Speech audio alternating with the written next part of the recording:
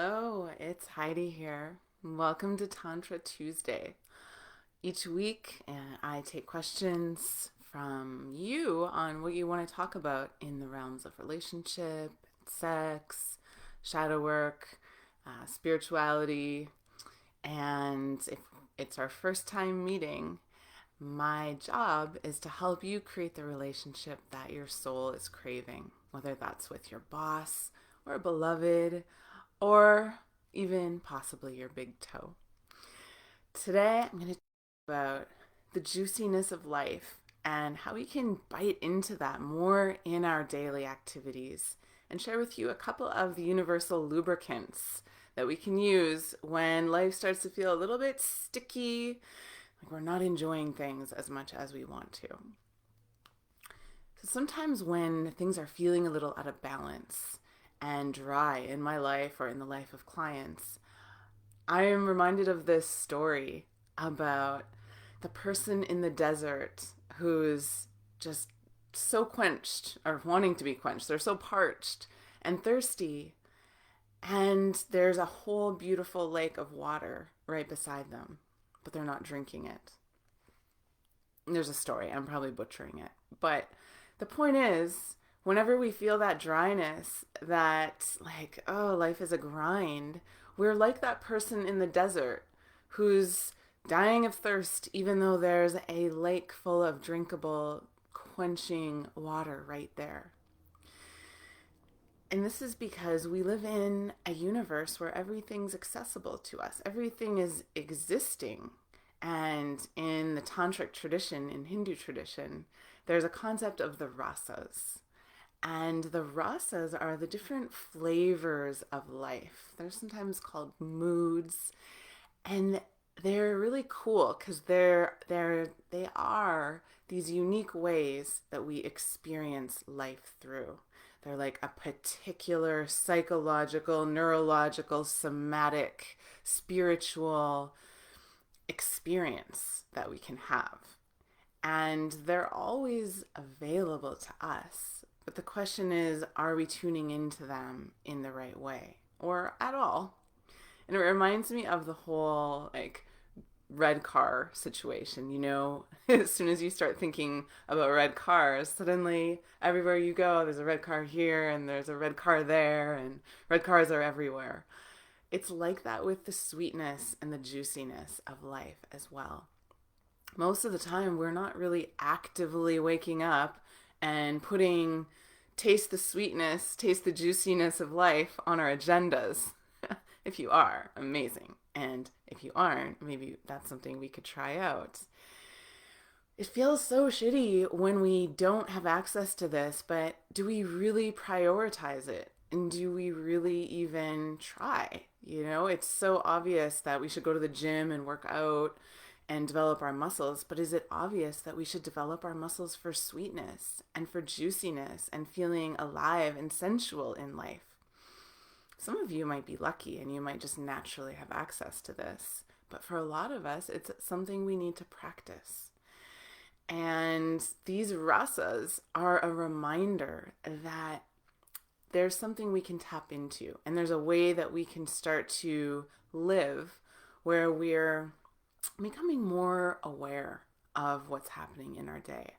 I like to say that Tantra is like a sexy meditation, because just like we meditate, if we're serious about it, we'll sit on the mat and meditate, perhaps on the sensation of breath coming in our nose. Well, in Tantra, we're meditating on how does it feel when the wind touches my skin? We're meditating on the sensations in our genitals as we go through the day. We're meditating on how delicious it feels to breathe and how underneath the cycle, the obviousness of breathing to survive, there's a deeper experience of completely being filled up by the air around you, by the universe around you, and then completely giving that back and being empty and receptive and surrendered, knowing that if that universal lover, that oxygen around you doesn't come back, you'll die. There's a deep, almost kinkiness in that, in every breath, we're just waiting for something outside of us to fill us again so we can continue to exist. And this is the kind of thinking that is sometimes called transpersonality.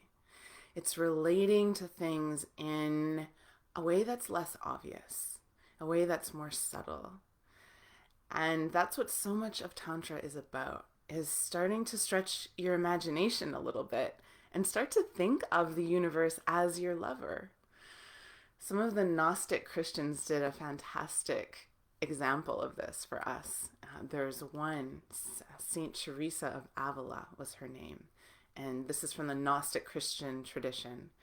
And she had this wildly erotic relationship with her divinity. It was Jesus in her case.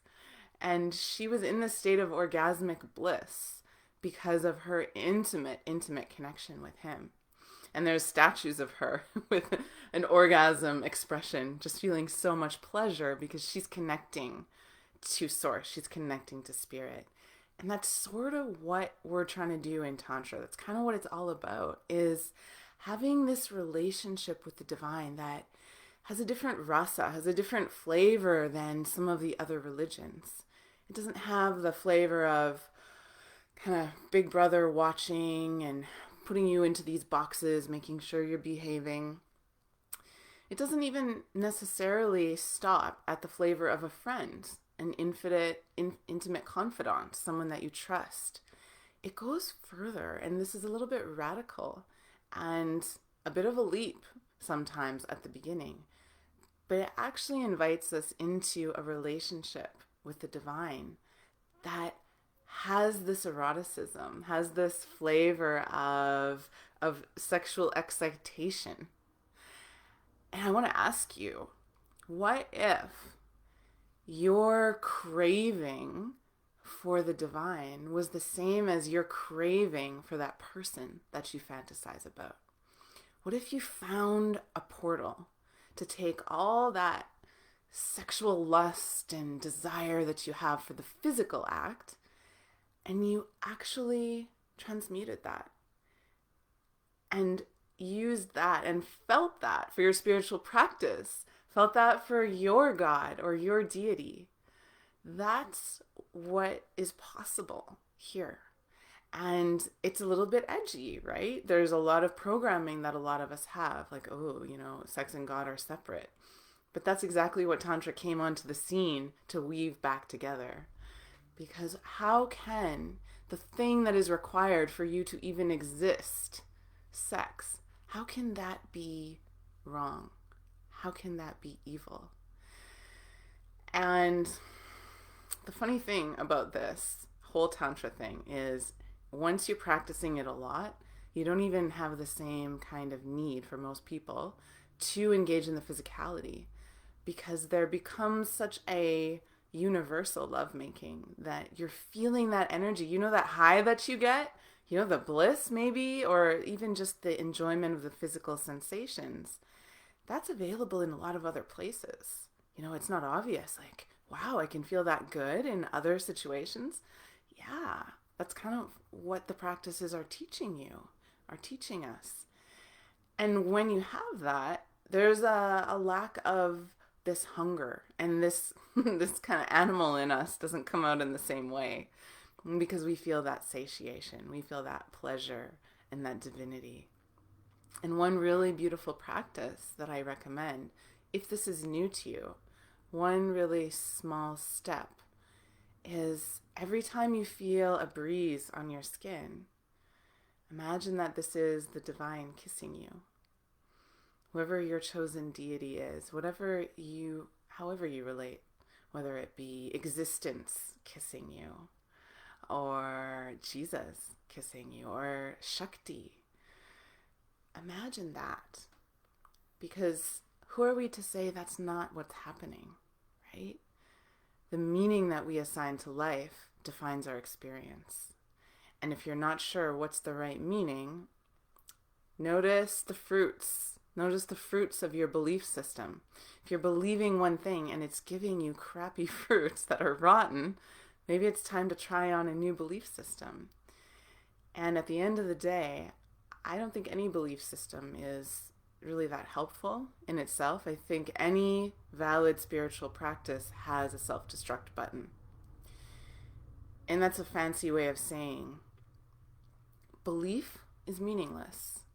What matters is your experience. You can be brought up in a home that teaches you anything. It's really a matter of chance. Were you born in a Muslim home? Were you born in a Christian home? Were you born in a Hindu home? They're going to tell you that's truth. But it was the luck of the draw. You could have easily been born in a different home and they would have told you this other thing is truth. So what really matters is what's your experience. That's yours. No one can take that from you. And there's a lot of spiritual paths that are dry of actual experience, that are based simply on belief, simply on a faith that this must be true because I was told it's true. And there lacks a direct relationship. So my hope and my wish for you is that whatever your tradition, whatever your religion, that you can form a direct relationship with that source, with that truth, and feel that energy as a companion and even as a lover in your life. So I hope you'll try out the air thing. And this is inspired by an experience that I once had in a meditation retreat. We were doing a lot of walking outside and there were so many flies. Like, I don't know if I've ever seen this many flies before in my life, but they were swarming literally around us. And it wasn't much longer than 30 seconds in between flies crawling on my face. We were doing the walking meditation out on this mountain in India. And no, in Thailand, this one was. Anyways, these flies were crawling on my face and I was freaking out. It feels so gross, right? Like sometimes they would crawl into my eyeball. Why? I don't know. And then the worst is they would like crawl across my lips. And I was in a meditation and the instruction was to not flick these flies off my face. So after a few days of struggle, I was able to reframe this for myself. And I did this using a technique, which is really important, which is abstracting the experience, abstracting the energy from the experience. And what that means is I was able to feel the sensation as energy. I was able to feel it just as a sensation without any meaning, without the story of these dirty flies are crawling all over my lips and now I'm going to get sick and all that. I let go and I felt what it feels like to have a fly crawl on your lip. And when I felt that, naked, stripped down from any stories, labels, or meanings, what I discovered was quite remarkable. I realized it was almost the exact same sensation as when my lover so tenderly traced his finger across my lip. I couldn't believe it. The feeling was the same. And in that moment, I realized that I had the power to experience this as something disgusting and something that shouldn't be happening, or as a moment of juiciness, as a moment of feeling the divine. And so from that moment on, every time the flies crawled on my lips, I just felt it.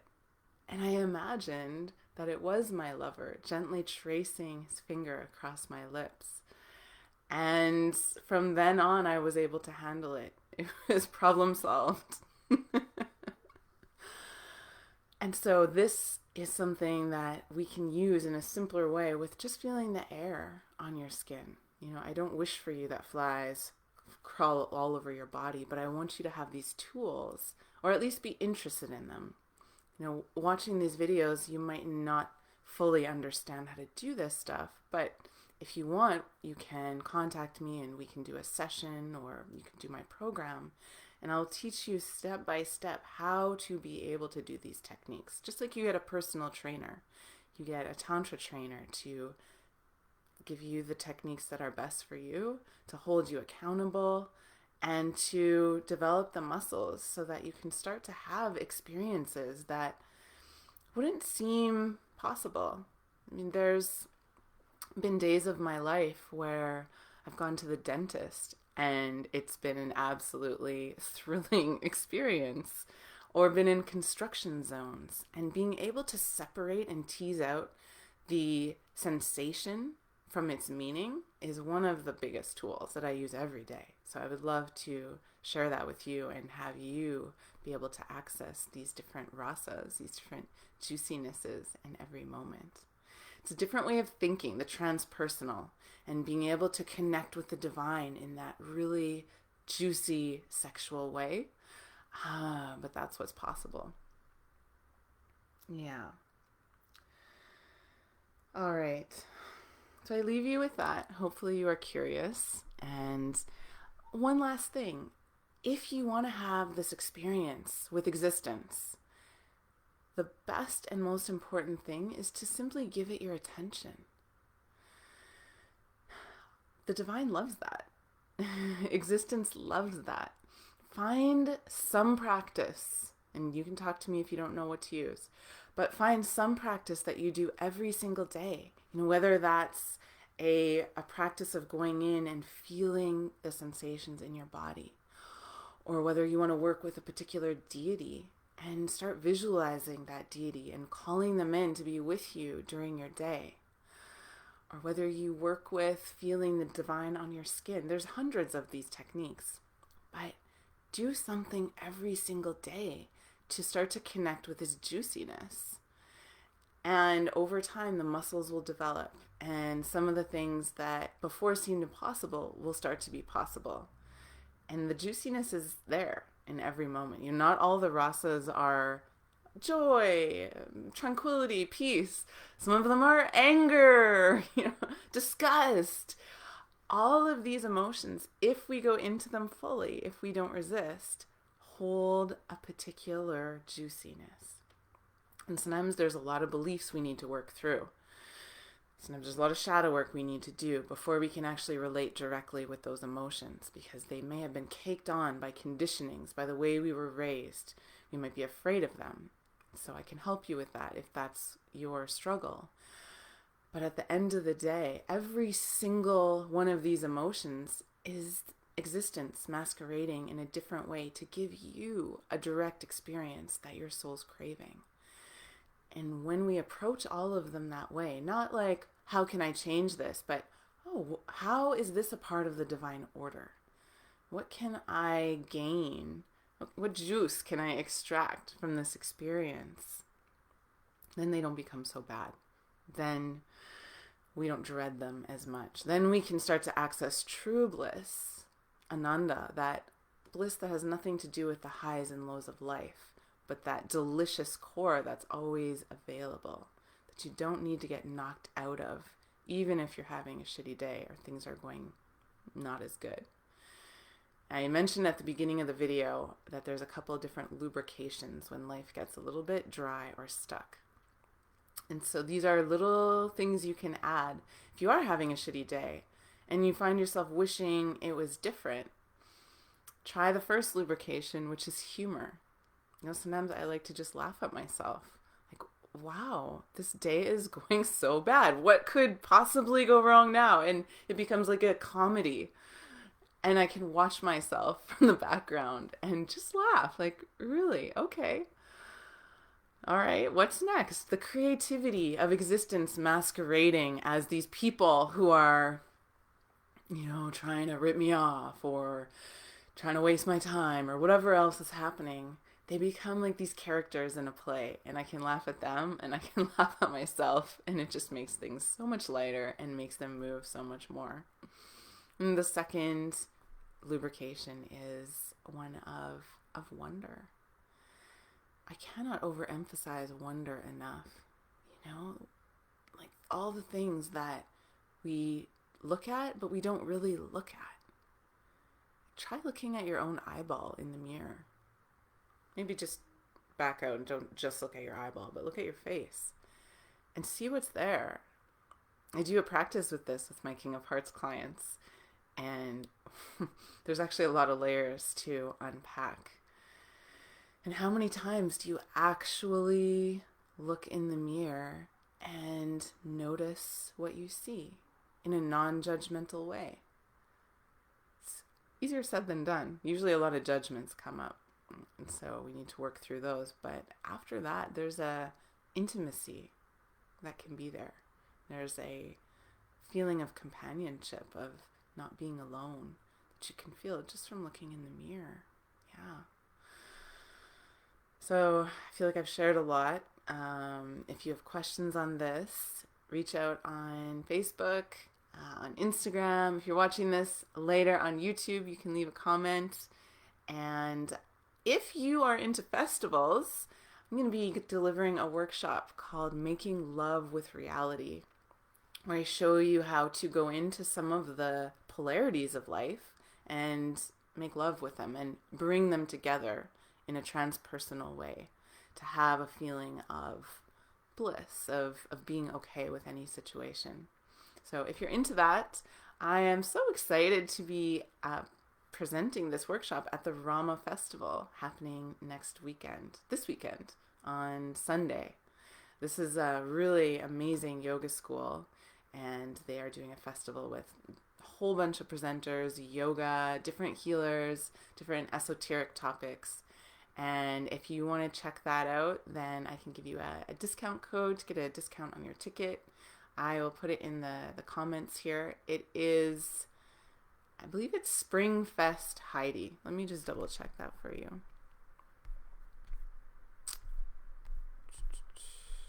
Yeah, Spring Fest Heidi, all one word, and that'll give you $15 off your ticket.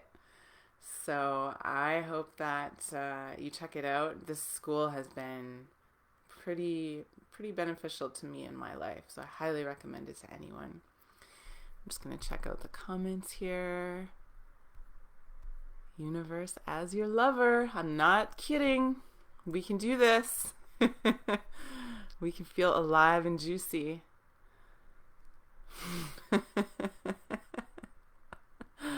I feel like there's some fly curious amongst us. Maybe we could set that up as a Tantra experiment. Flies crawling on our face. How we can get pleasure at the dentist or through construction zones. This is next level stuff. All right. Well, thank you so much, everyone. Have a beautiful night, and hope to see you at Rama Festival this weekend. If you have any questions at all, or you want to submit a question for next week's Tantra Tuesday, let me know as soon as possible, and I will add it to the cauldron of potential topics. Okay, have a beautiful, juicy evening, and see you next time.